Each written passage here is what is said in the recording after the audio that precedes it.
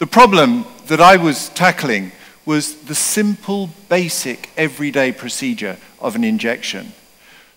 Syringes are reused a horrific amount of time.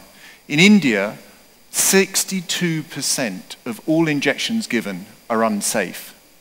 And this procedure of injecting multiple patients with one syringe spreads viruses like you've never believed. And if you don't believe me, have a look at this.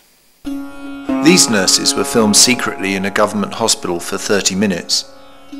The tray they are using has medicine on it for all the patients on the floor, yet they only have 2 syringes.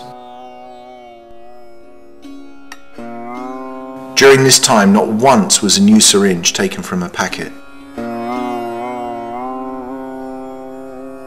The nurses openly throw the syringes back in the tray, then pick them up again to give the next injection, and not one patient or bystander ever challenges them.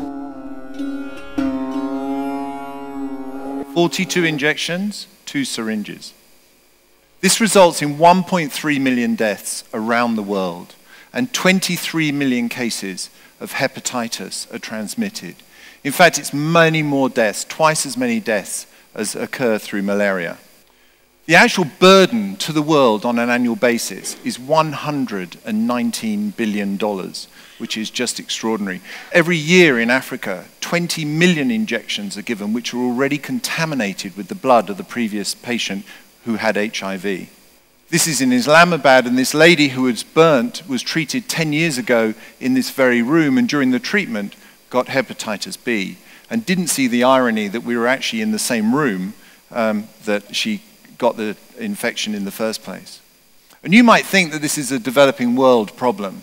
Can it ever happen in the West? Yeah. Last year, there were 66,000 transmissions of hepatitis C in Nevada through the reuse of syringes. So what is the solution? In 1984, I read a newspaper article which set me on this journey.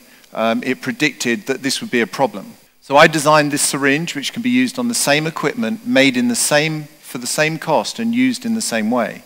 And this is how it works. You basically go through the same operation as before, you inject, and then if you try and reuse it, it locks and breaks. I started in '84, but in 2001, I sold my first syringe 17 years later. And this is a photograph of that, the end of that journey, where I sold the first syringe in Cambodia through the UNICEF program. Since then, we've gone on to sell 2 billion. We've been credited with saving around 10 million lives through the production of this product. Thank you. And as I've already said, they cost 5 cents. A bottle of Coke around the world costs on average 50 cents. So 10 of these syringes equals 1 soft drink, so everyone can afford them. In the future, what do we need? Well, I run a public information campaign through my not-for-profit, and we basically educate with these 3 simple graphics that a syringe must come from a packet, be used once, and then safely disposed of. When we use these, we found that in a hospital in Tanzania, for example, the average inpatient stay dropped from 7 days to 3. Imagine the saving of that multiplied across the world. The hospital administrator worked out that every 20 of these, every dollar, saves him $200 in downstream medical costs. And programs in Uganda where 90% of the syringes are safe now, and in India last year where we were able to mandate the use of this product across all of the states in India in public hospital system.